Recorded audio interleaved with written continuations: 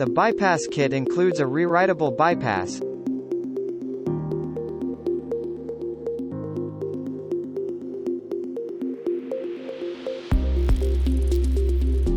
a holder for the bypass,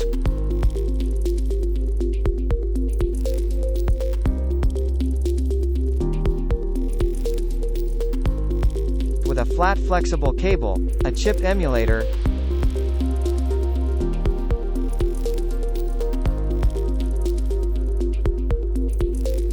double-sided tape for easy installation, and a USB cable.